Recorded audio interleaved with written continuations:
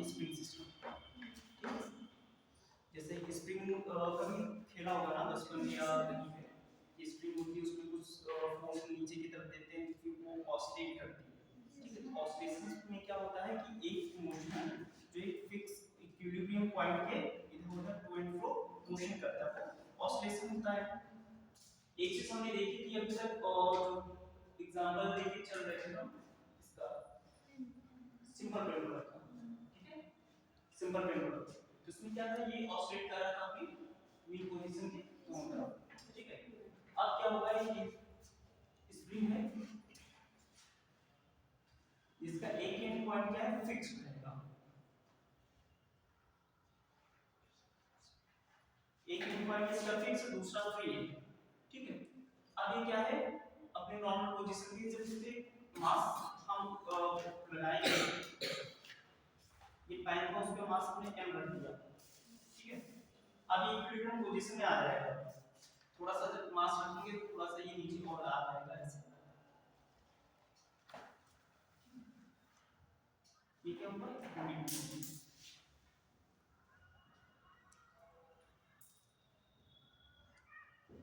इसके बाद जब इसको हम थोड़ा सा पुल करेंगे नीचे की तरफ।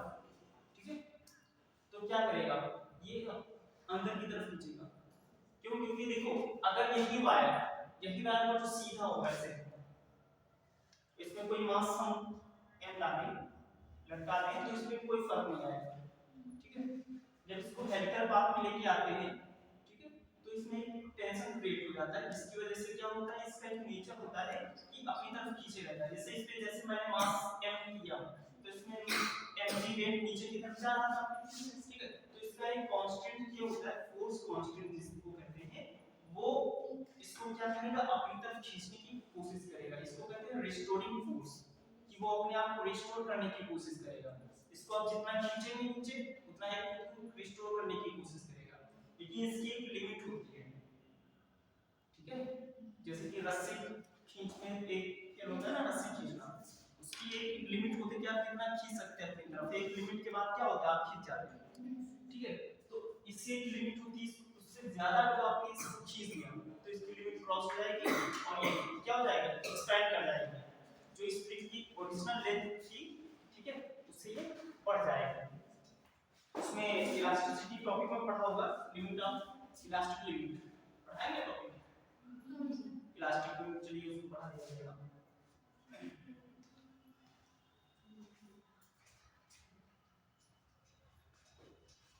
तो देखो ये जो अब यहाँ पे जो ऑसिलेशन होंगे, ठीक है, तो इन सबको हम ऑसिलेटर कहेंगे, इनको कहेंगे linear oscillator.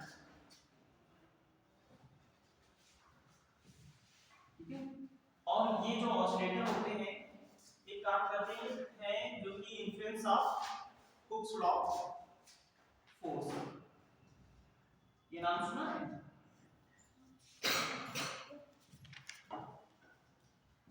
Hooke's law force के इन्फ्लुएंस में सारे काम करते हैं।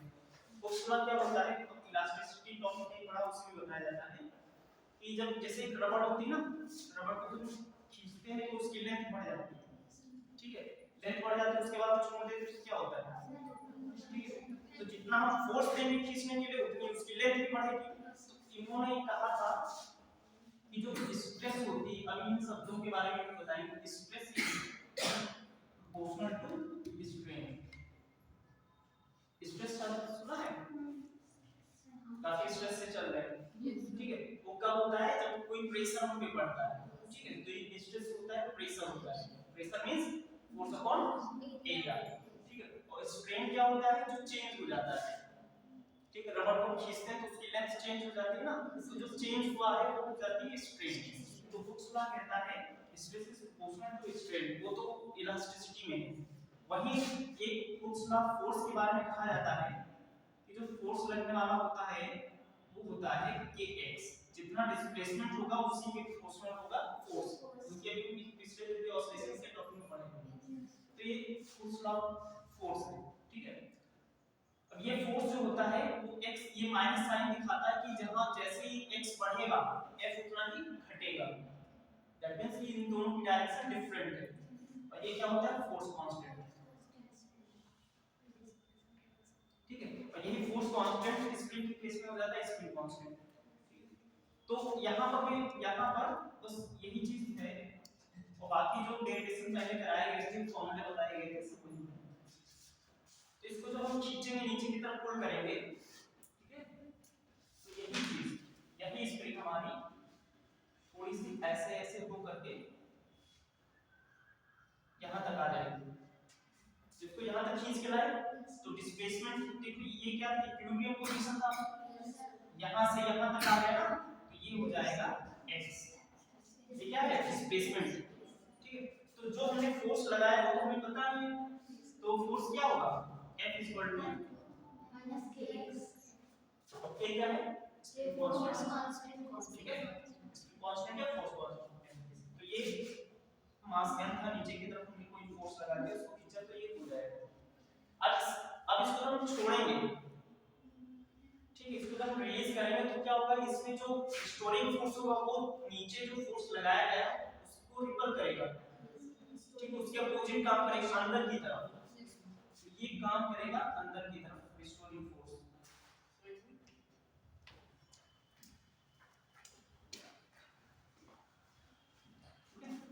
उसको रिपेल करेगा और क्या करेगा खींचेगा ना अंदर, तो ये खींच के पहले यहां पर लेके जाएगा, लेकिन वेलोसिटी ज्यादा होने की वजह से यहां पे रुकेगा नहीं, अंदर की तरफ चला जाएगा, ठीक है।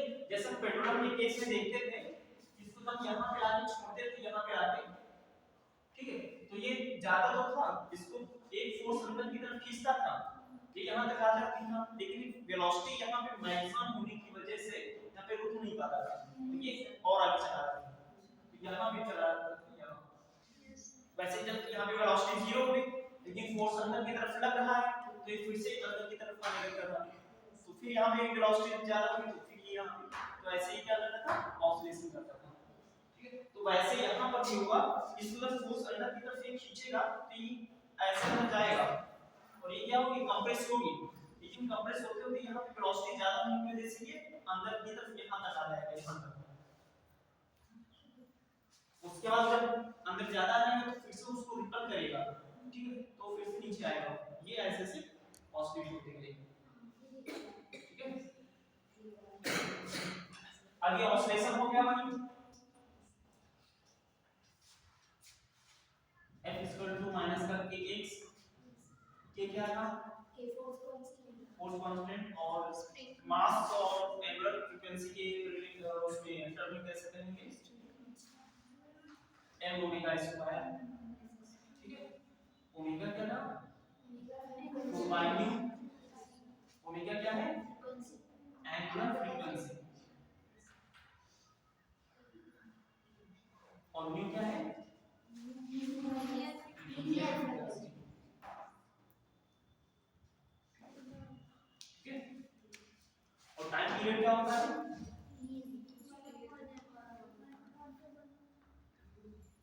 t equal to time period frequency के टर्म हमारा पानी हो जाता है, ठीक है। तो यहां से न्यू बराबर क्या होगा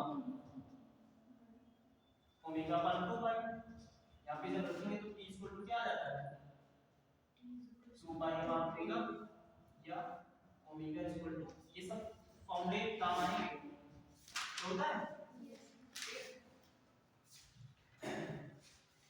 अब जो है कि यहां पे जरा देखो ये चीज हुआ, तो यहां पर ओमेगा इक्वल टू क्या लिख सकते हैं omega square equal to k upon m होगा,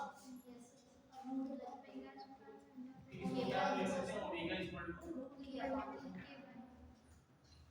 ठीक। तो यहां पे क्या लिख सकते हैं time period t equal to 2 pi square root, यहां पे इनवर्स है ना ओमेगा, इसका इनवर्स कर देंगे तो हो जाएगा m बाई k। तो यहां पे जो ऑसिलेशन होगा उसका टाइम पीरियड क्या होगा 2 pi m upon k, m है मास ऑफ लॉग और k है फोर्स कांस्टेंट।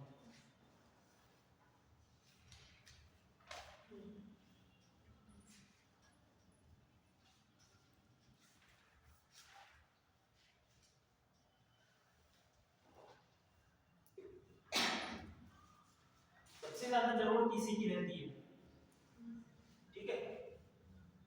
कैसे भी सिचुएशन में इसकी बने बताइए वहां पे हमको टाइम पीरियड ही निकालना होगा।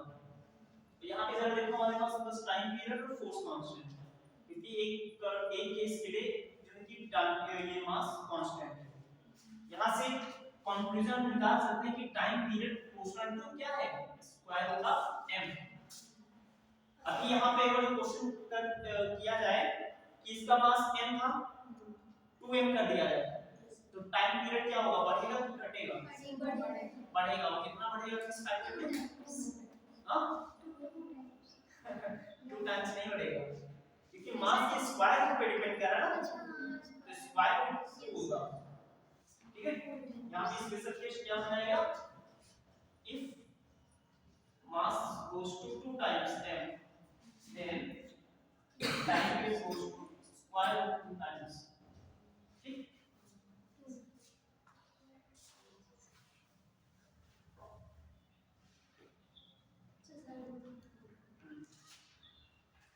एक चीज और यहाँ पे रियलाइज कर लो, थोड़ा सा विजुअलाइज कर लो कि ये है क्या, फोर्स कांस्टेंट, इसी की बदौलत ये इसको खींचता है ऊपर।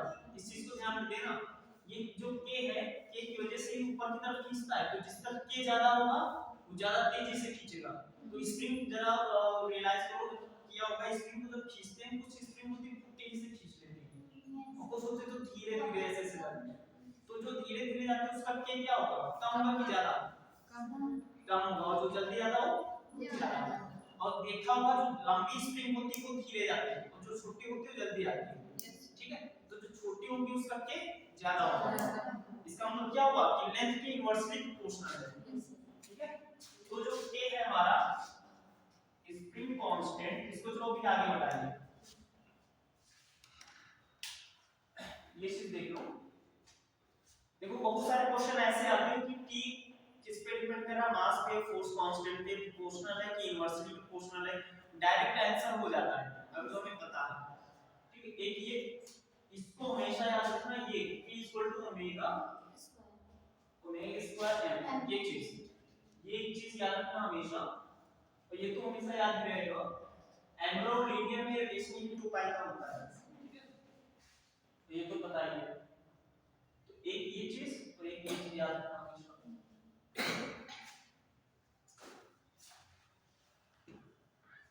देखो अब देख, ये स्प्रिंग ऐसे रखी हुई है, ठीक है, इसके और भी केसेस बन सकते हैं। अभी इसको लिख लो फिर आगे चलते हैं।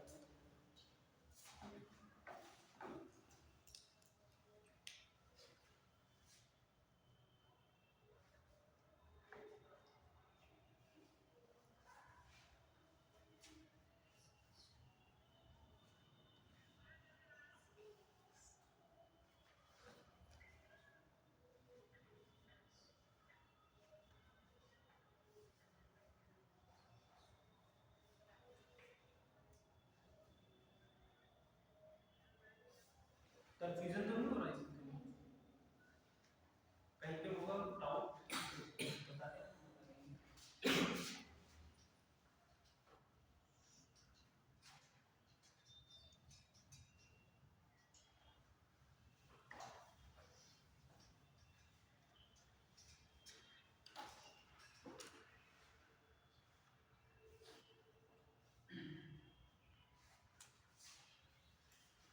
वो वाला केस पहला था, कि दूसरा केस अब है जब स्प्रिंग हॉरिजॉन्टल हो।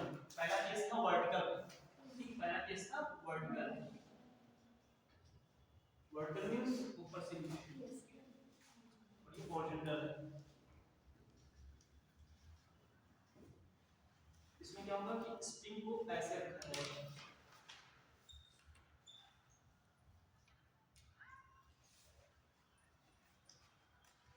मास m का ब्लॉक, ठीक है, एक टेबल पे रखा है, इसको खींचा जाएगा, छोड़ा जाएगा। ठीक है, तो ये ऐसे ऐसे ऑफसेट होगा। ठीक है, तो क्या होगा अगर हम इसको खींचे तो यहां तक लेके आए, ये इसकी क्या है, मीन पोजीशन। मीन पोजीशन है या इक्विलिब्रियम पोजीशन। इसको खींचकर यहां पे लेके आएंगे, तो यहां से लेकर के यहां तक की डिस्टेंस जो होगी वो कहलाएगी हमारी डिस्प्लेसमेंट x। तो यहाँ पर जो कि f इक्वल टू क्या हो जाएगा, माइनस करके x हो जाएगा। तो इसका भी टाइम पीरियड वही होगा, t इक्वल टू 2 पाई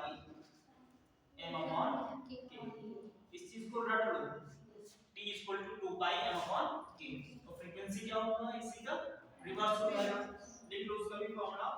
तो इसका पूरे का रिवर्स होगा ना, डिनोमिनेटर में स्क्वायर रूट के न्यूमरेटर में 2 पाई स्क्वायर रूट m, तो हो जाएगा 1/2 पाई k अपॉन m। ठीक है, तो एक ये केस हो जाएगा। एक केस हो जाएगा कि अगर तो इंक्लाइंड प्लेन पे हो, spring mass system on inclined plane. Inclined plane का मतलब क्या होगा, ढलान प्लेन।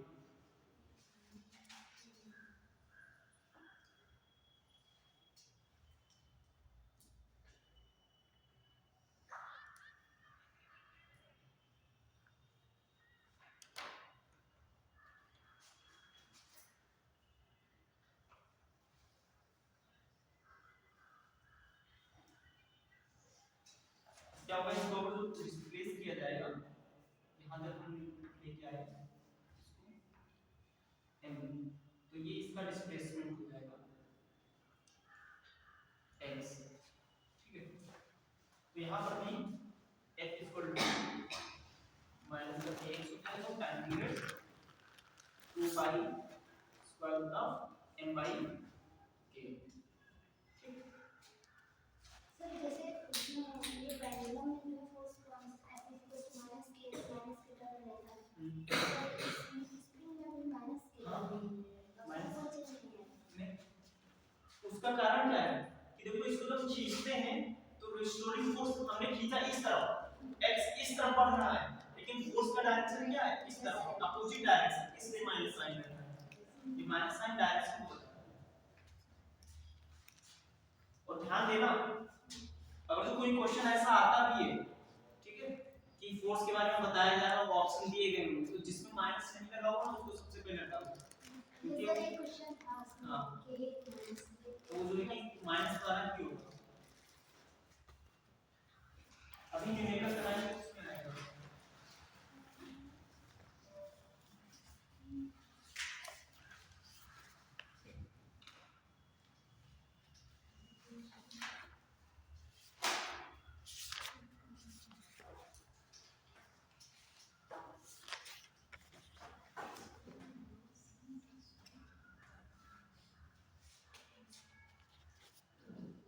अब जो थोड़ा सा कॉम्प्लेक्स फोर्थ टाइप है, पुली सिस्टम, इस स्प्रिंग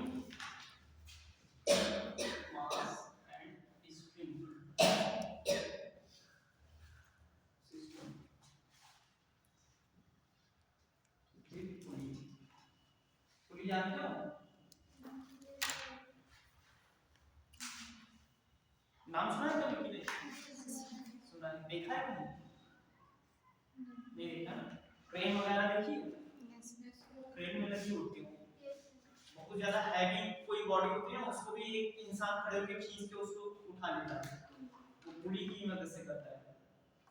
मैकेनिक्स में पुली बहुत बड़ी चीज है, बहुत बड़ी बड़ी जो है कि चीजों को सॉल्व कर देती है।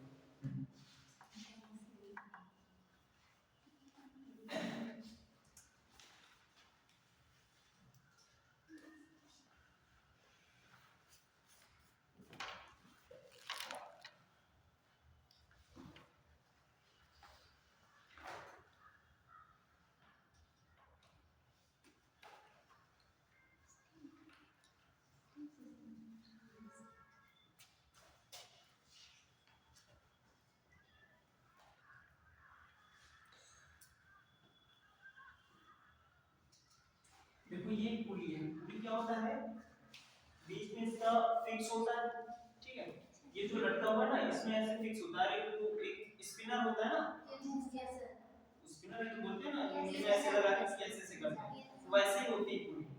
उसका जो कि दो सर्किट होते हैं, सर्कमफ्रेंस दो होते हैं, फिक्स होता है, मूव करता है, तो मूव करने को वाले ये दोनों चीजें एक तरफ ऐसे से करते हैं, जैसे मानते हैं ना वैसे। तो ये क्या होता है, इसमें क्या किए हैं, एक तरफ मास लटका हुआ है स्ट्रिंग से, दूसरी तरफ स्प्रिंग, और ये पूरी एक स्ट्रिंग से लटकी हुई है। एक ये केस हो जाएगा।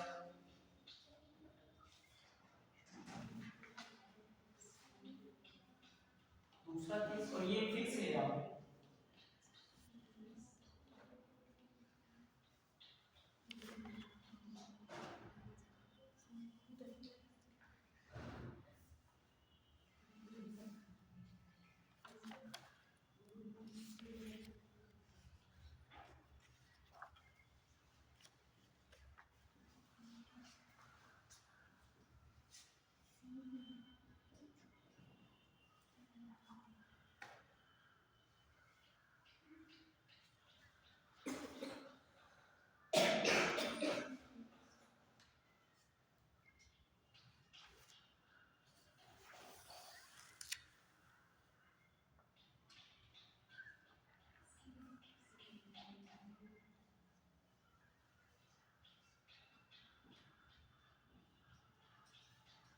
देखो तीनों में डिफरेंस है, देखो ऑब्जर्व करो डिफरेंस क्या है तीनों में। इसमें स्प्रिंग लगी है, इसमें स्प्रिंग नहीं है। देखो पुली पुली किससे लटकी हुई है, यहाँ स्प्रिंग से है, यहाँ पुली स्प्रिंग से है, यहाँ पुली जो है स्प्रिंग और स्प्रिंग दोनों से है। यहाँ मास स्प्रिंग के पुली की एक तरफ है, ठीक है, यहाँ पे डायरेक्ट केवल अकेला जो है कि मास लटका हुआ है, यहाँ पे स्प्रिंग और मास दोनों है। अब यहाँ पे टेंशन की बात आती है, सब कुछ स्ट्रेस और टेंशन सब फिजिक्स में ही है, ठीक है। तो टेंशन क्या होता है, जैसे जब हम किसी रबड़ को खींचते हैं ना, तो आपको एक फोर्स महसूस होता होगा कि रबड़ अपनी तरफ खींच रही है, ठीक है, तो ये टेंशन है। वो रिस्टोरिंग फोर्स होता है, वो टेंशन होती है। जैसे रोप को हम जब खींचते हैं, रस्सी को खींचते हैं, तो तल जाती है ना, कहते हैं तन गई है, तो उसमें क्या होता है, टेंशन आ जाता है, ठीक है, क्योंकि एक एंड अगर जो फिक्स होता है, दूसरे एंड पर हम उसको खींच रहे होते हैं, तो हम इस तरफ खींच रहे होते हैं ना, तो उसका टेंशन उस तरफ जाता है, क्योंकि वो अपनी तरफ खींच रही है। तो क्या होगा, यहाँ पे मास है, ठीक है। अब देखो सिस्टम वही है, इसमें जरा देखो, इसको अगर हम नीचे ऐसे खींचे, यहाँ पे फिक्स है, इसको यहाँ पे ऐसे खींचे तो छोड़े, ये यहाँ पे फिक्स है ऐसे ही, इसको हम नीचे खींचेंगे तो क्या होगी, पुली भी नीचे थोड़ी सी आएगी, क्यों पुली आएगी नीचे, पुली नहीं आएगी, ये स्प्रिंग है ना, तो ये बढ़ेगी, इसको जब छोड़ देंगे तब क्या होगा, स्प्रिंग तो ऊपर नीचे जाएगी ना, तो ये सिस्टम क्या होगा, ऑसिलेट करेगा। ऐसे यहाँ पर अगर देखो ये चीज फिक्स है, इसको जब खींचेंगे तो पुली सही के नीचे आएगा, जब छोड़ेंगे तो स्प्रिंग जब ऑसिलेट करेगी तो ये भी सिस्टम ऑसिलेट करेगा। यहाँ पे ये सब फिक्स ही है, इसको जब खींचेंगे तो यहाँ से लटका रहेगा, लेकिन यहाँ से स्प्रिंग नीचे आएगा, ऊपर जाएगा, नीचे आएगा, ऊपर जाएगा, ऑसिलेट करेगा, ठीक है। तो अब जरा टेंशन इसकी समझिए, इसके मास से मास नीचे की तरफ साइड पे बैठता है ना, टेंशन ऊपर जाएगा टी, ठीक है, ऊपर जाएगा टी। यहाँ पे जरा देखो, यहाँ पर भी टेंशन टी है, यहाँ पर भी टेंशन, यहाँ पे जो मास का टेंशन है, ठीक है, वो टेंशन इन दोनों में डिस्ट्रीब्यूट हो रहा है, ठीक है, एक यहाँ पे आएगा तो ये यहाँ पे आएगा, वो इसी का भी, ठीक है, स्प्रिंग पे जाएगा और मास पे आएगा, इस मास का जो है यहाँ पे टेंशन, ये टेंशन डिस्ट्रीब्यूट हो जाएगा यहाँ पे हाफ हाफ। अब यहाँ पे जरा देखो, ये टेंशन टी है, तो यही टेंशन जब इसको खींचेंगे ना तो यहाँ पे आएगा, ठीक है, इसकी वजह से यहाँ पे टेंशन क्या होगा,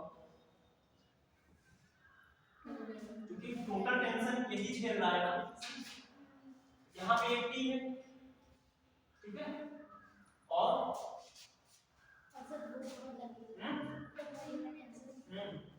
ये जब हम खींचेंगे इसको तो यहाँ पे टेंशन आ जाएगा इसकी।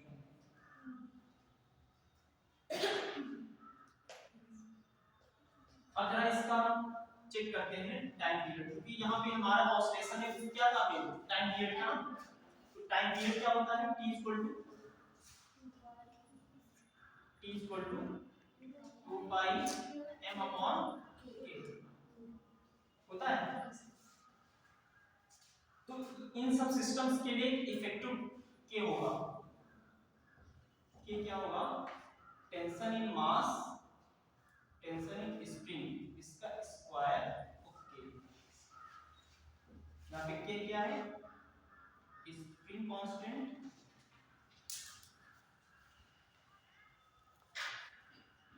और ये प्राइम क्या है, इफेक्टिव स्प्रिंग कांस्टेंट, ठीक है। टी जो है कि सबका सेम नहीं होगा, अलग अलग होगा, ये के जो है अलग अलग होगा। तो क्या होगा, ये क्या है, टेंशन इन मास और टेंशन इन स्प्रिंग, ठीक है, टेंशन इन स्प्रिंग। यहाँ पे कुछ फिगर ही गलत से बना हुआ है क्या, नहीं ठीक है, नहीं ठीक है। यहाँ पे जो टेंशन मास में लगेगा ना, ये जब खींचेगा नीचे की तरफ तो वही टेंशन इसमें डिस्ट्रीब्यूट हो जाएगा, ये स्प्रिंग में। तो ये जो टेंशन इस मास में है और जो टेंशन स्प्रिंग है, इसका रेशियो क्या हो जाएगा 1। तो इस केस में क्या हो जाएगा कि प्राइम जो हमारा है ये 1/1 स्क्वायर के, ये क्या हो जाएगा के। ठीक, तो इसके लिए जो टाइम पीरियड होगा वो तो वैसा ही रहेगा। इस केस के लिए टाइम पीरियड वैसा ही रहेगा। इसमें जरा देखते हैं, ये मास इस तरफ था टेंशन, वही टेंशन ये इसको देगा, ये दोनों मिल करके इसको टेंशन दे देंगे। ठीक है, तो यहाँ पे जो K होगा हमारा K प्राइम, क्या होगा टेंशन इन मास और टेंशन इन स्प्रिंग स्क्वायर और ये K। तो टेंशन मास T है, स्प्रिंग में कितना है 2T स्क्वायर K, ये हो जाएगा 1/2 का स्क्वायर K, ये हो जाएगा 1/4 K। ठीक है, तो T बराबर क्या हो जाएगा T equal to 2 pi m upon K prime, K prime कितना K/4, डिनोमिनेटर का डिनोमिनेटर न्यूमरेटर में चला जाएगा, मतलब 2 पाई 4m/K। ठीक है, अब जरा इससे टैली करो, तो इसका जो टाइम पीरियड है वो स्क्वायर रूट 4 मींस 2 टाइम्स है इसका। ठीक है, तो इसका टाइम पीरियड बढ़ गया, तो ये ऑसिलेट थोड़ा ऐसे ऐसे करेगा, तो ये जल्दी नहीं। ठीक है, तो क्योंकि जो स्लो मूव करेगा वही तो टाइम ज्यादा लेगा। अब इसमें जरा देखो, इसका T प्राइम क्या हो जाएगा Tm/ts स्क्वायर K। टेंशन मास T है, स्प्रिंग में T/2, ये T से T कैंसिल हो जाएगा, 2 ऊपर जाएगा, क्या हो जाएगा 4 टाइम्स K। इसका टाइम पीरियड T क्या हो जाएगा 2 पाई m/K प्राइम, K प्राइम की जगह पे 4K। अब जरा इससे डायरेक्ट करो, तो 1/2 चला गया ना, इसको हम थोड़ा सा कर देते हैं, ये 2 चलो ठीक है ऐसे ही, इसका 1/4 हो गया ना, स्क्वायर रूट 1/4 तो इससे कम हो गया, इससे भी कम हो गया, तो ये थोड़ा सा जल्दी और ज्यादा जल्दी इसको ऑसिलेट करेगा। तो जल्दी ऑसिलेट करने का मतलब क्या हुआ, फ्रीक्वेंसी इसकी ज्यादा होगी। तो फ्रीक्वेंसी जब ज्यादा करनी होगी हमें, तो हम क्या करेंगे, मास को पुली में लटकाएंगे और पुली को मास और स्ट्रिंग से उसे स्प्रिंग और स्ट्रिंग से, इसमें फ्रीक्वेंसी सबसे ज्यादा होगी। तो तीनों केस के लिए पहले टाइम पीरियड देखते हैं, TA TB TC। Time period सबसे कम किसका है, सबसे कम C का है ना, TC, सब उससे ज्यादा TA, सबसे ज्यादा। ठीक है, और फ्रीक्वेंसी के टर्म में यही उल्टा हो जाएगा।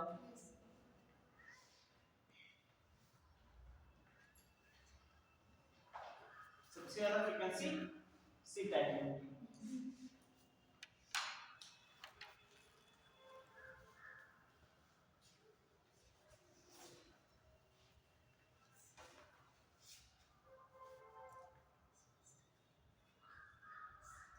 देख सकते हैं कि टेंशन स्प्रिंग में कितनी है, स्प्रिंग में टेंशन बढ़ रही है तो टाइम पीरियड बढ़ रहा है। ठीक है, और स्प्रिंग में टेंशन क्या होगी, हाफ हो गई ना, तो यहाँ पर जो टाइम पीरियड क्या हो जा रहा है, हाफ हो जा रहा है। तो एक नोटेबल पॉइंट है कि स्प्रिंग में टेंशन जितनी कम करेंगे टाइम पीरियड उतना, जाहिर सी बात है स्प्रिंग को थोड़ा सा खींचोगे छोड़ दोगे तो जल्दी जल्दी होके खत्म हो जाएगा। ठीक है, तो ये चीज हो जाएगा, और फ्रीक्वेंसी के टर्म उसी का उल्टा हो जाता है।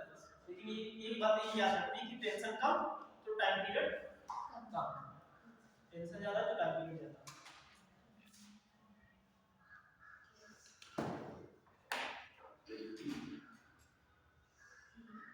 तो ये चार टाइप जो कि स्प्रिंग का सिस्टम बन सकता है, इसमें ये काफी इंपॉर्टेंट है।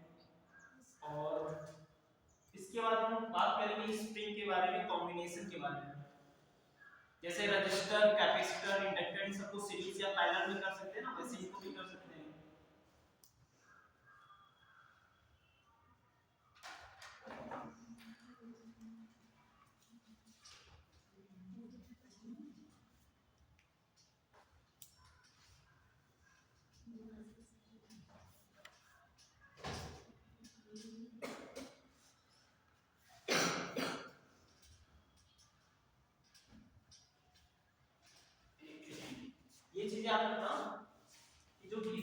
के है Tm अपॉन Ts स्क्वायर के टाइम्स।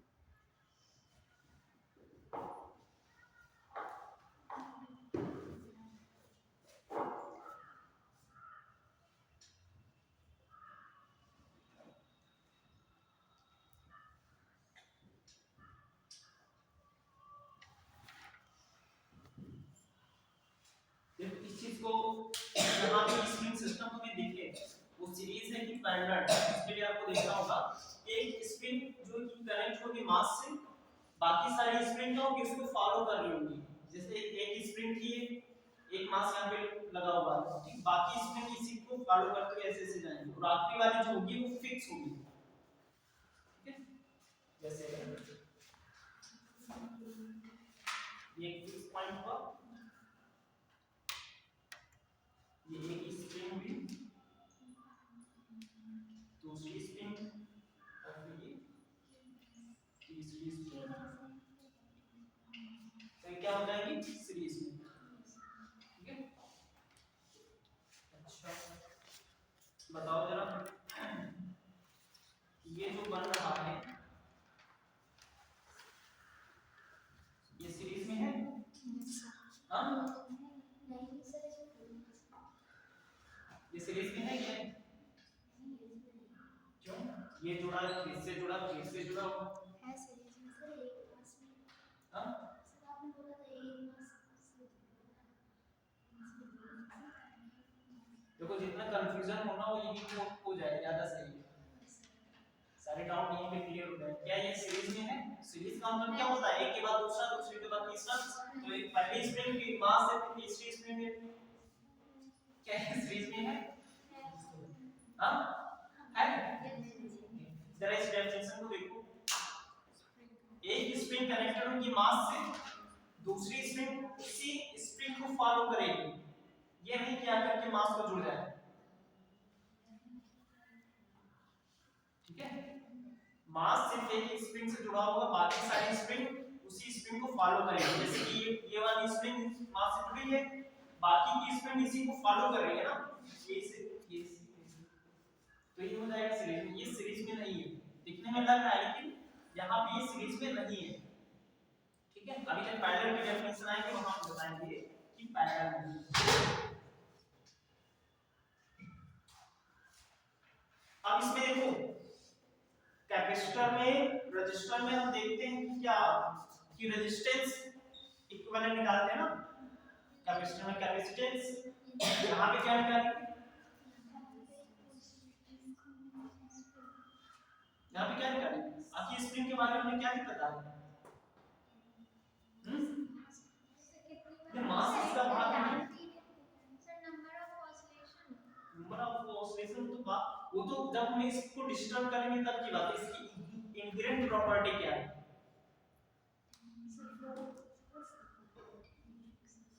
इसकी क्या प्रॉपर्टी हम अभी तक पढ़ते हैं, हाँ बोलो कुछ कुछ भी हो बोलो, सही या गलत, कुछ भी हो बोलो। फ्रीक्वेंसी फ्रीक्वेंसी तो डिस्टर्ब करने देगा। स्प्रिंग का अपना जो प्रॉपर्टी अभी तक हम देखते आए हैं, अभी लास्ट वाले इसमें क्या हम निकाले? टेंशन टेंशन और टाइम पीरियड निकालने, लेकिन टेंशन टाइम पीरियड निकालने के लिए क्या निकाले थे? Force constant. फोर्स को शुरुआत में बताया कि छोटी स्प्रिंग होगी तो जल्दी जाएगी, किसका के ज्यादा होगा, किसका के कम होगा, तो के इसकी प्रॉपर्टी होती है फोर्स कांस्टेंट या स्प्रिंग कांस्टेंट। ठीक है, स्प्रिंग कांस्टेंट के, ठीक है, ये इसकी क्या होती है? प्रॉपर्टी होती है, इसकी इनहेरेंट प्रॉपर्टी होती है अपनी, जो कि इसके हेलिकल पाथ की वजह से होती है, और टेंशन ऑफ फायर जिससे ही बना होता है। ठीक है, तो हम यहाँ पे जो सीरीज ऑफ पैरेलल कॉम्बिनेशन करने जा रहे हैं, क्या निकालेंगे यहाँ पे हम? ए। क्यों? क्योंकि इसका हमने मान लिया कि ये k1 ये k2 है, इसका ये k3 है। अगर इन तीनों की जगह पे कोई एक सिंगल स्प्रिंग लगाए तो सिस्टम हमारा अलग ना हो, इसके लिए क्या होना चाहिए? k की वैल्यू। क्या तीनों को ऐड कर दें?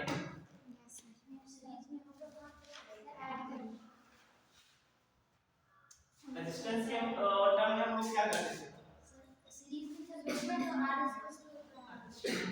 और कैपेसिटेंस में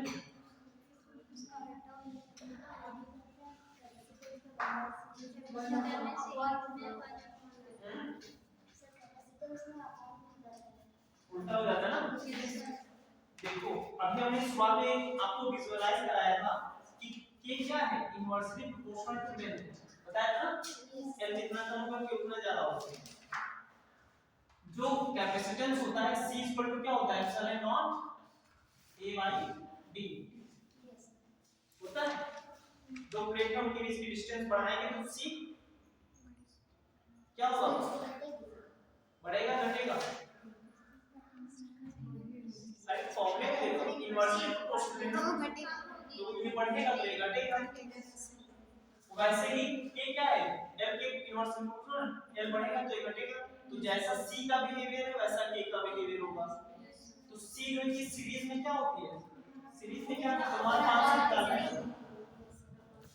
और पैरेलल में ठीक। वैसे यहाँ पर भी क्या होगा? यहाँ सीरीज है के, तो के इक्विवेलेंट हमने मान लिया कि इक्विवेलेंट के है, तो होगा k1 k2। ठीक, क्लियर? कंफ्यूजन तो नहीं हुआ? इसमें किसके इक्विवेलेंट है? कैपेसिटर।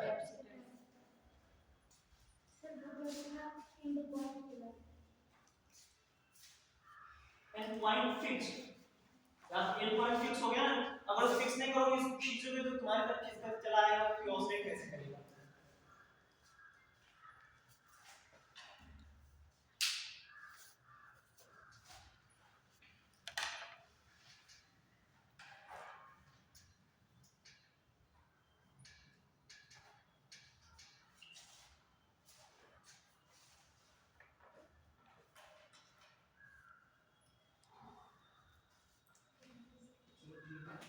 अगर k1 बराबर k2 बराबर k3 कर दिया जाए इक्वल टू k, तब क्या होगा?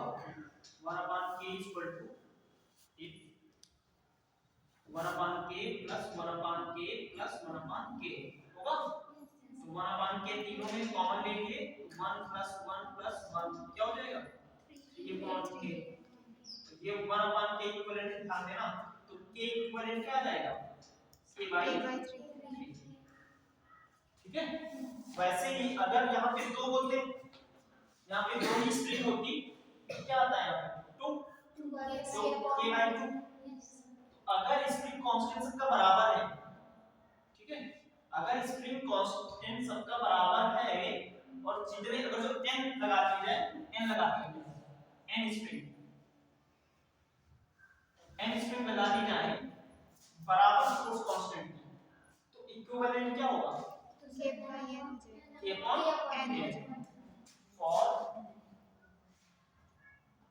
for n string of equal k, के इक्विवेलेंट क्या हो जाएगा k बाई n, ठीक है।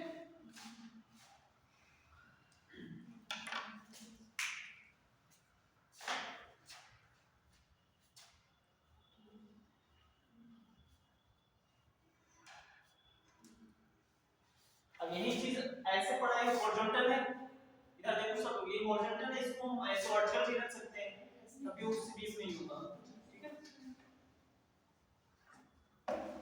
अब दूसरा केस आता है पैरेलल।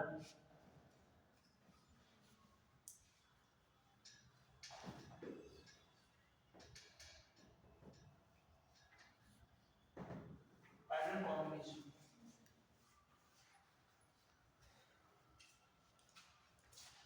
इसमें क्या होगा, one end point of all springs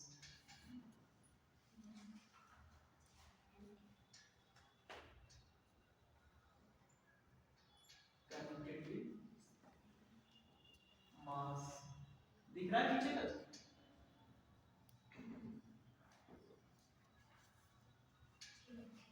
पीछे दिख रहा है, one end point of all springs connected with mass and another end point.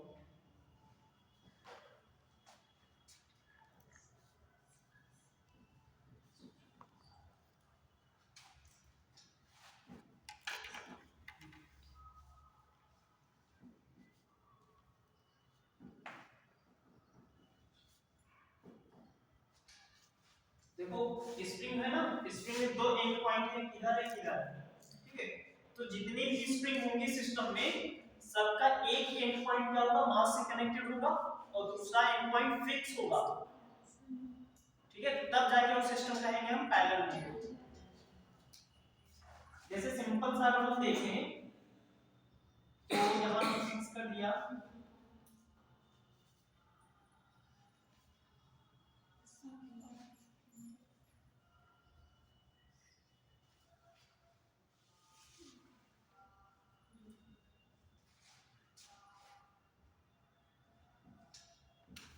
अभी क्या हुआ, दो स्प्रिंग है यहाँ पे, इनका एक एंड पॉइंट क्या है, मास से कनेक्टेड है, दूसरा एंड पॉइंट फिक्स्ड है, ठीक है।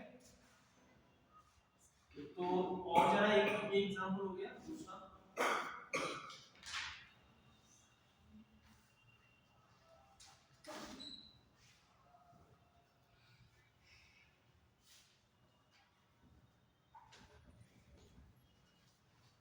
अब यहाँ पे देखो, दो हमारे पास है स्प्रिंग, दोनों का एक एक एंड पॉइंट क्या है, फिक्स्ड है, दूसरा क्या है, मास से कनेक्टेड, तो ये क्या हो जाएगा, पैरेलल कॉम्बिनेशन, ठीक है। तो कंफ्यूजन नहीं होना चाहिए, ठीक है। सर अगर ये जो मास आपने ऊपर अभी जोड़ा है, इस अलग अलग मास अगर जोड़े जैसे, तब तो सिस्टम में अलग हो जाएगा, तो ऐसा ऐसा नहीं होगा, तो अलग ही हो जाएगा। अगर तो हम यहाँ भी इसको अलग कर दें, देखो सीरीज ऑफ पैरेलल कॉम्बिनेशन का मतलब क्या हुआ कि किसी एक काम को वो सब मिलके करें, ठीक है, ज्वाइंट होके काम करें। जैसे एक मास को हमें हैंग करना था, ठीक है, तो उसको दो मिलके कर रहे हैं। अब दो मिलके करें, कैसे करें, जैसे किसी चीज को नीचे लटक रहा हूं, ठीक है, कोई चीज नीचे लटक रही हो, उसको गिरने से बचाना है, तो या तो जैसे देखा होगा बाढ़ वगैरह में कोई बहता जा रहा है तो क्या करते हैं, एक आदमी ऐसे पकड़ लेता है, तो दूसरे आदमी सीरीज ऐसे बना के चले जाता है, वो उधर सूखे में खड़ा होता है, तो ऐसे पकड़ लेते, फिर एक एक करके निकाले जाते हैं। सोचो अगर वो सब आके पकड़ लेते तब क्या होगा, वो तो डूबेगा ही, जो जितने आएंगे वो सब। तो उस केस में आपको सीरीज में जाना है, पैरेलल में जाना नहीं है, ठीक है। तो सीरीज ऑफ पैरेलल कॉम्बिनेशन ऐसे हो सकता है।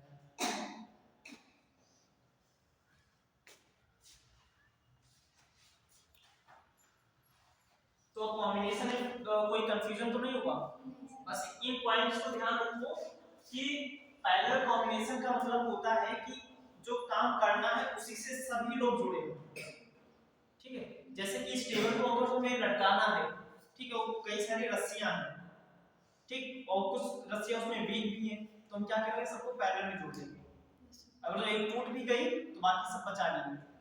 लेकिन अगर सबको हम सीरीज में कर दिया था, कोई एक अगर जो टूटी तो सबका इफेक्ट खत्म। ठीक है, तो ये चीज है।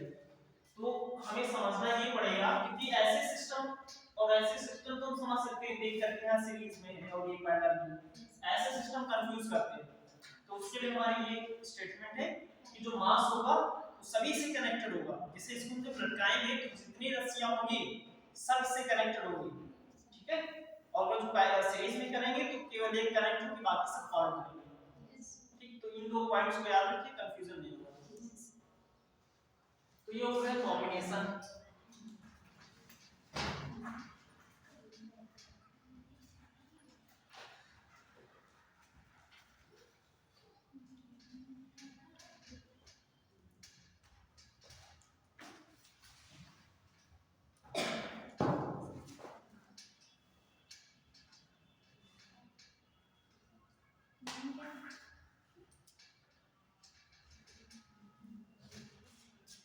अब चलो आते हैं थोड़ा सा काटना पीटना। एक स्प्रिंग थी हमारे पास, इतनी लंबी थी, लेंथ कुछ थी, उसको हमने काट दिया फेस से, हाफ कर दिया। तो जो पहले थी उसको हम जब खींचते थे तो थोड़ा ऑसिलेट करती थी, अब जब छोटी हो गई तो ऑसिलेशन का क्या होगा, कम होगा, ज्यादा हो जाएगा, जल्दी नहीं करेगा।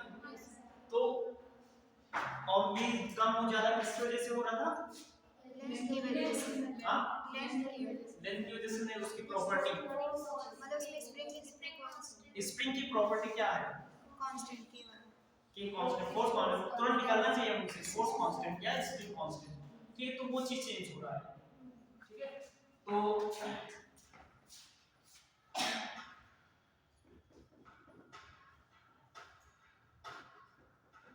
कटिंग चाय पी लो। हां, हम पहली बार जब चाय पिएंगे तो उसने मुझसे पूछा कटिंग चाय पियो, हां पूछा कटिंग में या फुल में, तो मेरी समझ में आया कटिंग का मतलब क्या होता है। तो मुझे तब नहीं पता था, मुझे लगा हो सकता है कुछ काट के डालता हूं उसमें। तो बाद में पता चला कि हम दो लोग थे, क्योंकि मेरा भाई था छोटा, तो उसने वही पूछा कि कटिंग पियोगे कि फुल पियोगे। कटिंग मतलब ऐसा नहीं, मुझे पता मलाई काट के दिया डालता हूं। तो कटिंग, एक स्प्रिंग है हमारे पास,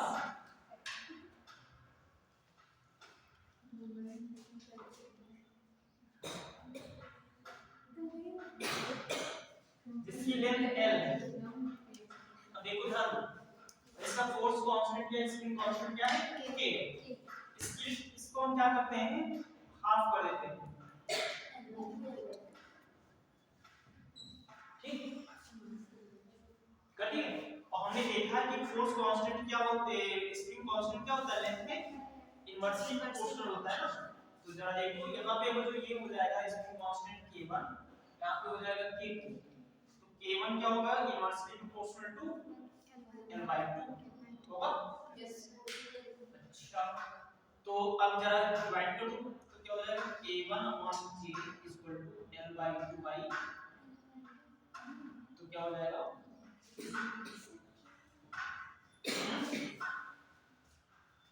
इसको इससे डिवाइड करना, ठीक, ये नीचे आ जाएगा, तो क्या हो जाएगा K = सही है नहीं, ये चीज ऊपर चला जाएगा ना, क्या चीज, ये चीज ऊपर चला जाएगा ना, यहाँ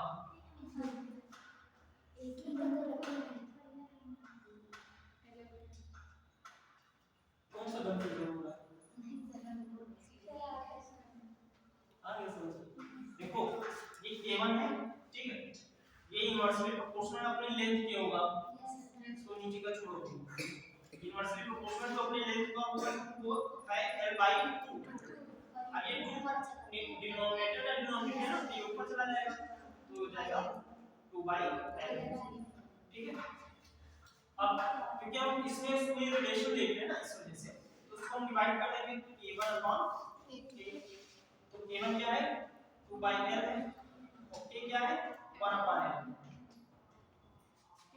तो 1/L यहाँ, 1/L यहाँ, कैंसिल हो जाएगा तो बचेगा a1 1 के 2 टाइम्स ये बचा a1 हो जाएगा 2k ऐसे ही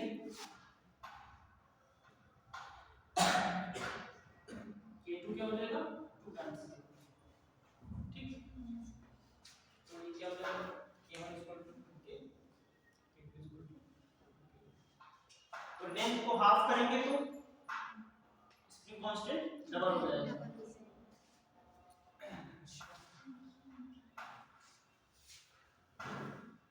अगर इसी को हम n पार्ट्स में n इक्वल पार्ट्स यहाँ पे क्या किए थे दो इक्वल पार्ट किए थे ना दो इक्वल पार्ट किए थे तो l का बाय 2 हो गया था n इक्वल पार्ट करेंगे तो लेंथ एक ही क्या हो जाएगी l by n very good l by n ठीक है l by n हो जाएगी तो l by n अगर जो एक की हुई एक स्प्रिंग की जो पीस है स्प्रिंग का ठीक है तो उसका फोर्स कांस्टेंट k1 हमने मान लिया तो क्या हो जाएगा n kn क्या हो जाएगा l by n हो जाएगा नहीं 1 by हो जाएगा 1 by l by n ऐसे होगा yes inversely proportional n by n हो जाएगा तो k upon k क्या हो जाएगा kn upon k क्या हो जाएगा जैसे नीचे भी निकाल के यहाँ पे ये क्या हो जाएगा n by l और ये हो जाएगा 1 by n ठीक है तो ये हो जाएगा kn n टाइम्स k यहाँ से हम रिजल्ट से भी देख सकते हैं दो बार अगर भाग किए तो 2 टाइम्स होता है n इक्वल पार्ट करेंगे तो n टाइम्स हो जाएगा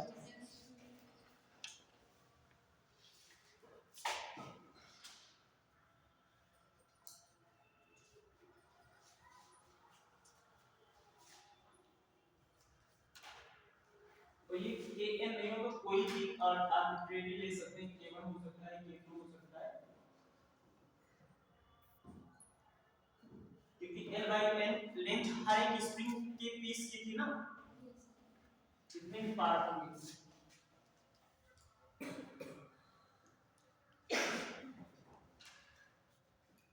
इसका एक में भी सीखना है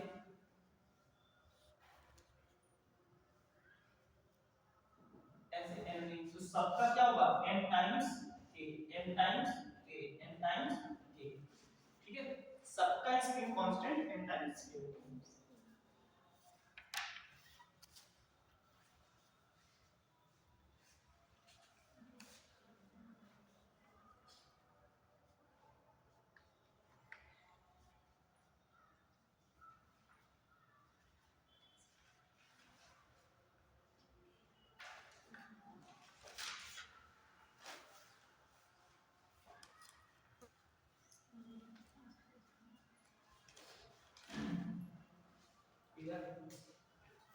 कोई डाउट तो नहीं है इसमें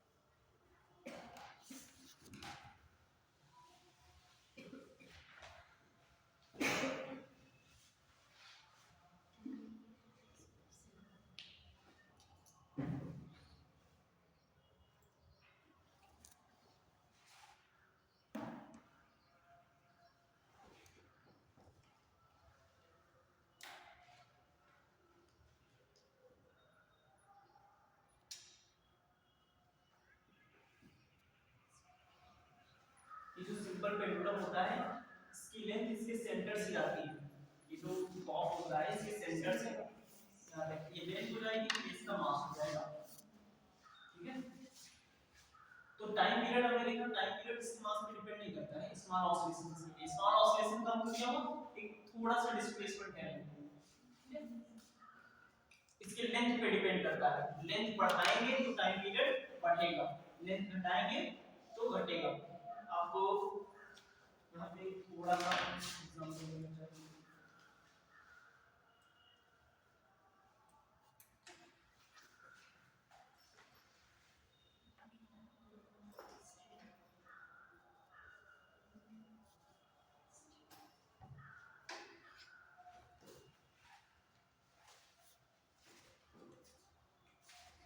सपोज दैट कि ये बॉब है नीचे लगा हुआ है, ठीक है, ये इसको थोड़ा सा डिस्प्लेस करेंगे तो ऐसे से जाएगा, ठीक है, ये थोड़ा सा हम अब यहाँ से छोड़े तो ना इतने से, अगर इसको हम छोटा कर दें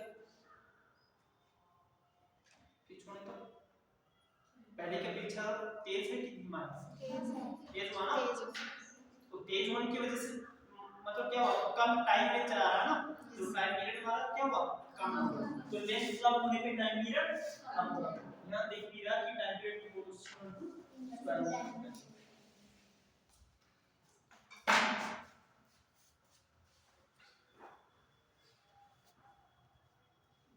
अब एक बहुत ही इंटरेस्टिंग बात भी करेंगे हम इसमें ऑसिलेशन की, वैसा वैसे पॉसिबल नहीं है लेकिन क्वेश्चन आते हैं, ये लिख लिया,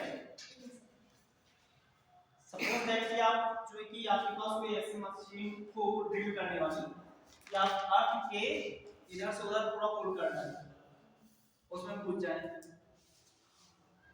तो हमारे जो इंडिया की जस्ट उस तरफ है अमेरिका है ना, अमेरिका जाने के लिए आप शॉर्टकट यूज करना चाहें तो पुल करके चले जाएंगे, कूद जाएंगे तो पहुंच जाएंगे, वहां निकलेंगे, हाँ निकलेंगे, पानी होता है नीचे, कहाँ नीचे पानी नहीं होता है, नीचे पानी होता है, के नीचे तो पानी, हाँ वो पानी वैसा नहीं होता कि हाँ तालाब की तरह भरा हुआ है, ऐसे नहीं होता, पानी भी होता है, प्लाज्मा भी होता है, वो सपोज दैट कि एक बस सॉलिड स्फीयर है, अर्थ को एक सॉलिड स्फीयर मानते हैं, बाकी सारी प्रॉपर्टी वही है, ठीक है, हम थोड़ा सा ज्योग्राफी में नहीं जाएंगे, हम मानते हैं सिर्फ मिट्टी मिट्टी है, चांद की तरह, चांद के अंदर भी हो सकता है कुछ और, ठीक है, ये अर्थ है हमारी, थोड़ा सा वो ठीक है जैसे भी हो, हम लोग यहाँ पे बैठे हुए हैं, ये इसका सेंटर है, अगर एक होल मतलब कि एक सुरंग बनाए, टनल बनाए ऐसे, तो इसमें कूद जाए, यहाँ इंडिया है, यहाँ यूएसए, तो क्या हम यूएसए बन जाएंगे, और हो सकता है थोड़ा सा इंक्लाइंड है, जो इंक्लाइंड ऐसे करेंगे तो हो सकता है हम कनाडा पहुंच जाए, हाँ तो बताइए क्या हम पहुंच जाएंगे वहां पे, वहां की जमीन पे आराम से गिरेंगे ना, मजे नहीं, थोड़ा सा यहाँ पे ध्यान दो कि इसमें कौन सा इफेक्ट है, यहाँ पे कोई भी सेलेस्टियल बॉडी है तो उसका जो कि एक तो ग्रेविटेशनल फोर्स होता है, ग्रेविटेशनल एरिया होता है, क्या कहते हैं, गुरुत्वाकर्षण केंद्र, गुरुत्वाकर्षण अपना होता है, ठीक है, तो अर्थ पे हम खड़े हुए तो इसके गुरुत्वाकर्षण केंद्र क्षेत्र में ही है, फील्ड में ही है, तो क्या है अपनी तरफ खींच रहा है, और कोई भी बॉडी होती है वो खींचती है अपने सेंटर की तरफ, ग्रेविटेशनल फोर्स जो होता है वो क्या होता है, सेंट्रल फोर्स होता है, वो सेंटर की तरफ करेगा, हम लोग अर्थ के परपेंडिकुलर डायरेक्शन में क्यों खड़े हुए हैं, क्योंकि वो जो फोर्स हमें खींच रहा है ना उसके सेंटर की तरफ जाता है, और किसी भी स्फीयर पे हम अगर परपेंडिकुलर यहाँ पे खड़े हैं तो जो टेंजेंट लाइन ऐसे खींचे वो परपेंडिकुलर जो जाएगा वो सेंटर की तरफ जाएगा, इसीलिए हम ऐसे सीधे खड़े हो पाते हैं, अगर उस सेंटर की तरफ ना हो कि ऐसे खींचते तो हो सकता है ऐसे खड़े होते या पीछे ऐसे की तरफ खड़े होते, ठीक है, तो सेंटर की तरफ जा रहा है तो जो फोर्स लगेगा वो सेंटर की तरफ लगेगा, अब यहाँ पे वही बात ऑसिलेशन के भी आएगी,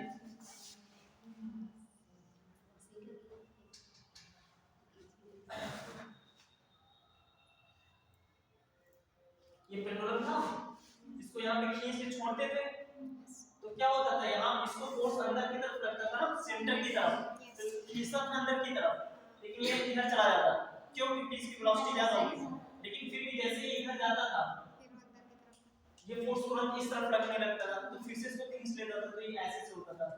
अब यहाँ खुदे इसमें, ठीक है, या किसी चीज को डाल दिया गया, चलिए आप मान जाए, ठीक है, किसी चीज को डाला गया तो इसका सेंटर यहाँ पे था अर्थ का, तो क्या होगा, फोर्स, ग्रेविटेशनल फोर्स अंदर की तरफ खींचेगा सेंटर की तरफ, तो उसे खींच के वो यहाँ तक लेके आएगा, लेकिन वेलोसिटी इतनी ज्यादा हो जाएगी कि इसको क्रॉस कर जाएगा, जैसे क्रॉस करके आगे बढ़ेगा वो फोर्स का अंदर होगा, फिर से अंदर की तरफ खींचेगा, तो तुम जैसे दूर जाते जाओगे फोर्स उतना बढ़ता जाएगा और ये अंदर की तरफ और तेजी से खींचता जाएगा, तुम अमेरिका पहुंचने से पहले फिर से अंदर हो जाओगे, ठीक है, तो यहाँ तक तुम नहीं पहुंचोगे, ठीक है, वो फिर से तुम्हें खींच लेगा, और फिर यहाँ पर वेलोसिटी ज्यादा होगी, फिर यहाँ पे जाओगे, तो एक बार तुम कूद गए ना, ऐसे ऐसे ऐसे ऐसे सब होता रहेगा, ना इंडिया के रहोगे ना अमेरिका के, और पेंडुलम क्या होता है, कभी तो जाके रुकता है ना, तो कभी तो जाके तुम यहाँ पे सेंटर पे रुक जाओगे, ठीक है, तो ये यहाँ पे कौन सा मोशन हो रहा होगा, ऑसिलेटरी मोशन, ठीक है। अच्छा, ये सुरंग अगर तो केंद्र से ना जा करके थोड़ा सा हम कॉर्ड पे लेके जाएं तो ऐसे, तब इसमें थोड़ा सा स्लाइड होंगे, जैसे स्लाइड होते हैं ना झूले पार्क वगैरह में स्लाइड करते हैं, यहाँ पे तो आप सीधा डक अंदर जाएंगे, यहाँ पे थोड़ा स्लाइड होके जाएंगे, स्लाइड होके जाएंगे, लेकिन ये फोर्स तुम्हें सेंटर की तरफ खींचता रहेगा ऐसे, यहाँ पे बल पड़े होंगे ना, तो यहाँ पे खींचेगा, यहाँ पे खींचेगा, यहाँ पे खींचेगा, लेकिन यहाँ पे फोर्स तुम्हारा ज्यादा वेलोसिटी ज्यादा होगी तो यहाँ तक चले आओगे, लेकिन ये तुम्हें खींचता है, तो यहाँ तक तुम्हें नहीं पहुंचने देगा, फिर से अंदर खींच लेगा, तो ऐसे ऐसे स्लाइड करता है। अब यहाँ ऑसिलेशन हो रहा है तो इसका टाइम पीरियड होगा, आखिर कितने कितने टाइम में तुम यहाँ से यहाँ चले जाओगे, सर बीच वाले में जो है उसमें से कम टाइम लगेगा, साइड में करेंगे तो उसमें ज्यादा लगेगा, लेकिन ऐसा नहीं होता है, दोनों में टाइम पीरियड सेम ही रहता है, इसका जो टाइम पीरियड होता है, क्योंकि सर जब साइड में जाएंगे तो फोर्स तो कम आगे कौन सी, आगे क्या होता है, रेडियस ऑफ अर्थ, और जी तो पता ही है एक्सेलरेशन ड्यू टू ग्रेविटी, ठीक है, इस अब जरा देखो ये भी ये फिक्स है, रेडियस ऑफ अर्थ हमें पता है कितनी होती है, नहीं पता ना, सर जी पता है 9.8 रेडियस ऑफ अर्थ क्या होती है, चलिए कोई याद करने की जरूरत नहीं है, ठीक है, यहाँ पे हम जब सब कांस्टेंट है तो इसकी वैल्यू फिक्स आती है 84.6 मीटर्स, ठीक है,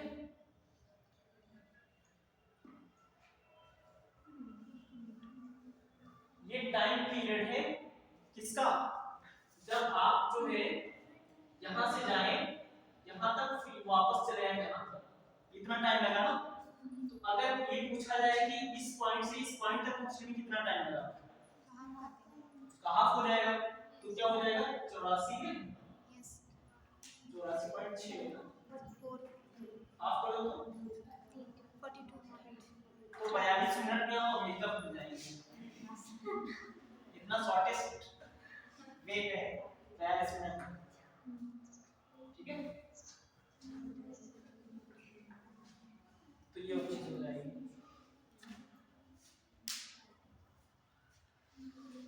चलो भाई आज का ये थ्योरी का तो गया, थोड़ा न्यूमेरिकल करते हैं, सर अगर साइड से जाएंगे तो भी इतना ही है,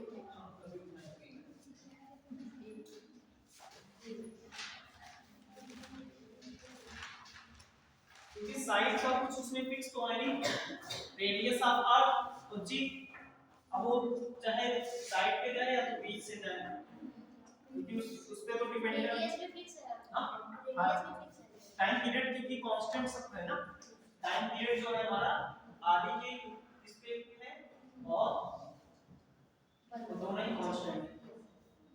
तो 84.6 मिनट आपको लगेंगे, चाहे जो ये बीच में जाएगी चाहे साइड में जाएगी। इससे ये देख सकते हैं कि बीचों बीच में जब होगा तो काफी फास्ट में जाएंगे, डिस्टेंस ज्यादा होगी तो फास्ट जाएंगे, और साइड में होगा तो डिस्टेंस कम होगी लेकिन स्लो जाएंगे, क्योंकि स्लाइड करते हुए जाएंगे।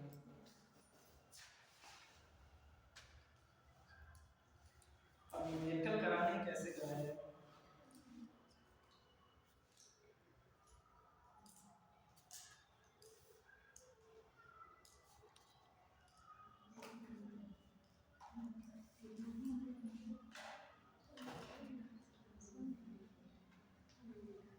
चलो एक हम लिखे दे रहे हैं।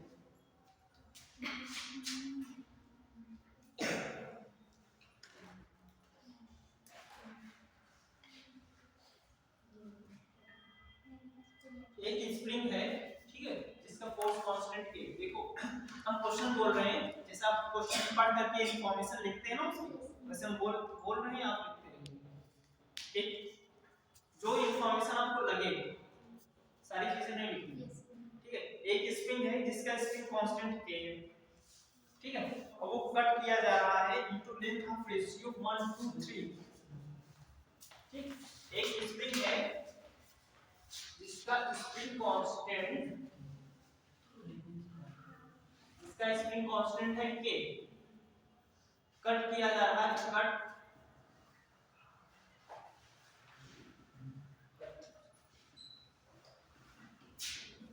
द रेशियो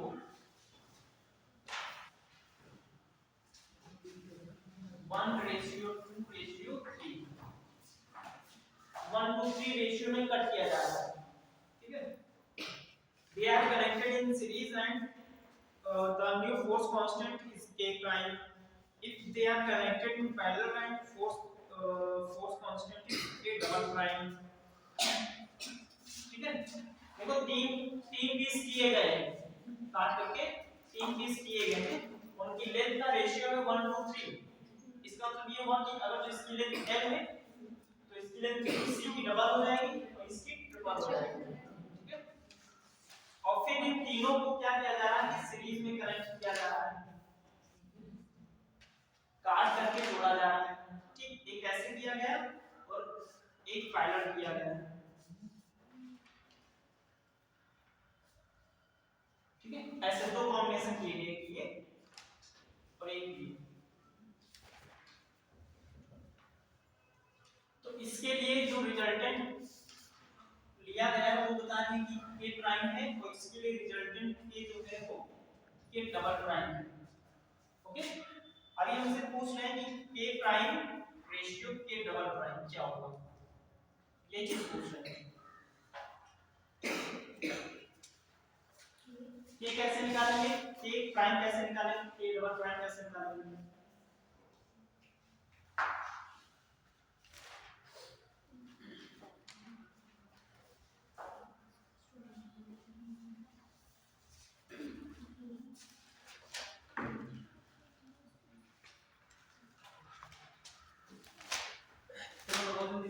हो पाएगा कि नहीं, पहले ये बताओ। क्वेश्चन देख के तो लग गया होगा ना कि हो पाएगा कि नहीं, हो जाएगा।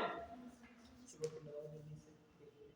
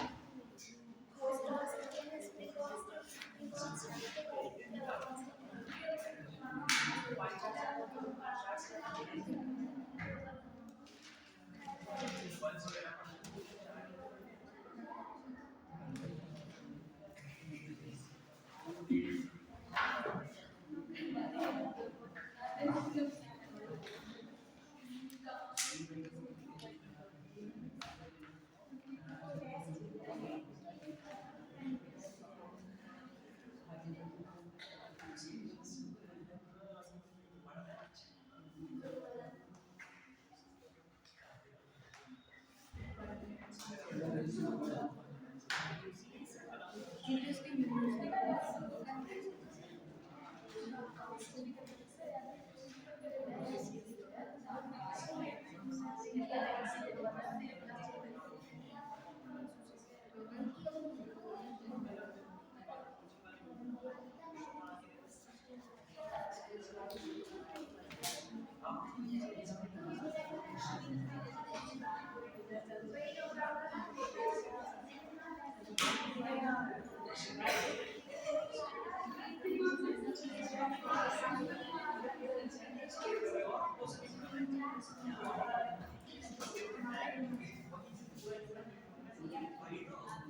तो ये हुआ कि नहीं? देखो k क्या होता है? Inversely proportional to length. ठीक, अगर पहले की लेंथ n है, दूसरे की 12 है, तीसरे की 3 है, ठीक है? तो k1 क्या हो जाएगा? इसको हमने 1 मान लिया। k1 क्या हो जाएगा? Inversely proportional l। k2 क्या हो जाएगा? Inversely proportional 2l। k3 क्या हो जाएगा? हो जाएगा? हो जाएगा ना? अच्छा, तो अगर टोटल की k थी, टोटल की k थी, अच्छा टोटल लेंथ क्या हो जाएगी? अरे अभी वहां पे नहीं, टोटल लेंथ क्या होगी हमारे पास? 3l क्यों होगी? टोटल लेंथ हो जाएगी 3 देखो हमारे पास 6l। तीन पीस हैं, एक की 3l है, दूसरे की 2l है, एक की l है, तो टोटल लेंथ होगी l plus 2l plus 3l, क्या हो जाएगी? 6l। तो हमारा जो टोटल k है इनवर्सली प्रोपोर्शनल होगा 6l। ठीक है, तो अब हम जरा देखते हैं रेशियो, जैसे वहां पहले लिए थे ना, वैसे यहां पर भी रेशियो लेंगे। तो a1 अपॉन k क्या हो जाएगा? 1/l अपॉन 6/l, ये होगा? होगा कि नहीं? Yes. तो a1 बराबर क्या आ जाएगा? 1/6। a2 क्या हो जाएगा? a2 क्या होगा? 1/2l है ना, 1/l, तो क्या होगा?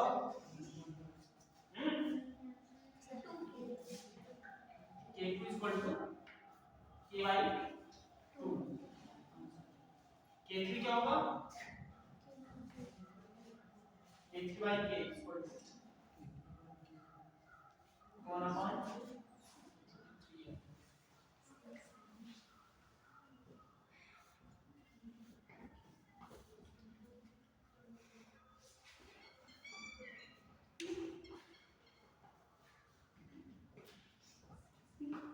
ये हो जाएगा। ठीक, अब एक सीरीज में क्या होता है? सीरीज में पहले आप करेंगे, सीरीज में क्या होता है कि इक्विवेलेंट रिवर्स होता है ना, 1/k1 plus 1/k2 plus 1/k3। ये क्या होता है? 1/k1 क्या है? k/6, k/2, k/3, ऊपर चला जाएगा 6/k plus 2/k plus 3/k। ये 1/k कॉमन लेंगे तो क्या हो जाएगा?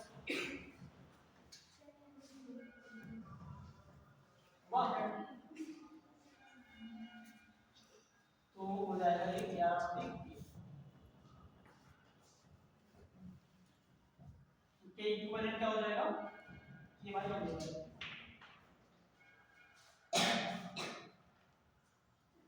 हो जाएगा। अब पैरेलल में क्या होता है? हाँ, आपने सर यहाँ पे 6/l रखा है और वहाँ पे 1/l। Yes, sir. एक मिनट Yes, यहाँ sir. K2 मान. K2 आपने पे नहीं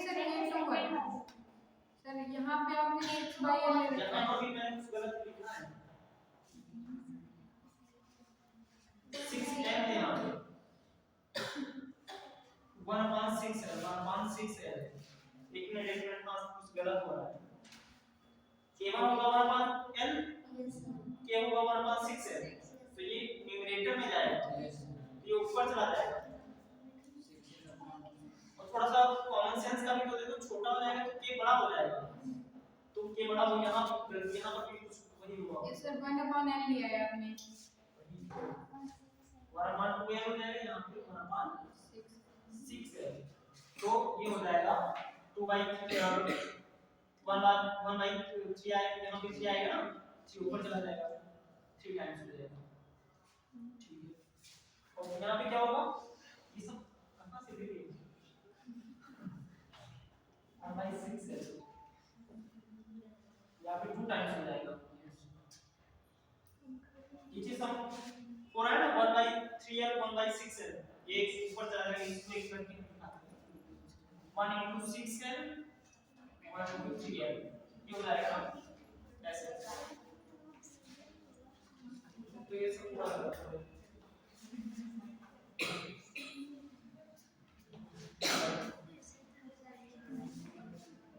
तो 1/k इक्विवेलेंट हो जाएगा 1/k1 + 1/k2 + 1/k3। अब जरा देखो 1/k1 क्या हो जाएगा, 6k + 1/3k + 1/2।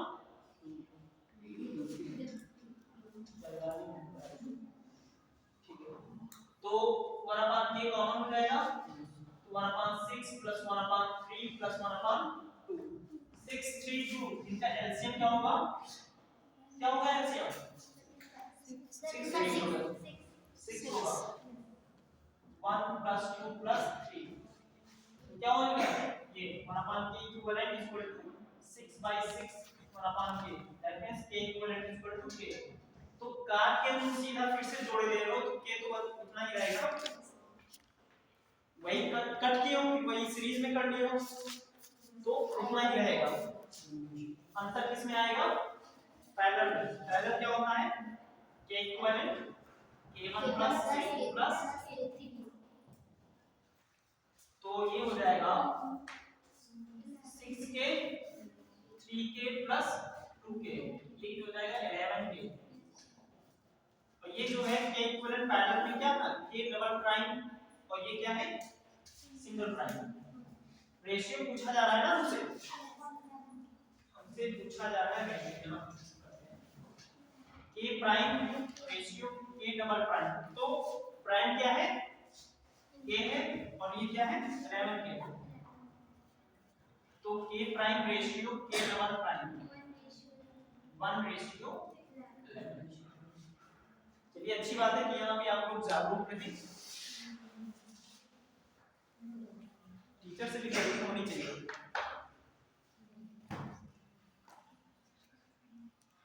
I think screen से न्यूमेरिकल हो जाएगा। चलो आप नेक्स्ट लेक्चर से जो कि वेव का होगा, वैसे आज मैंने कई सारे न्यूमेरिकल्स किए थे करने के लिए, नेक्स्ट लेक्चर से वेव होगा, उसको पढ़ के आइएगा इंटर की बुक से थोड़ा सा, ठीक है। न्यूमेरिकल तो बहुत सारे करवाएंगे, इनको हम अलग से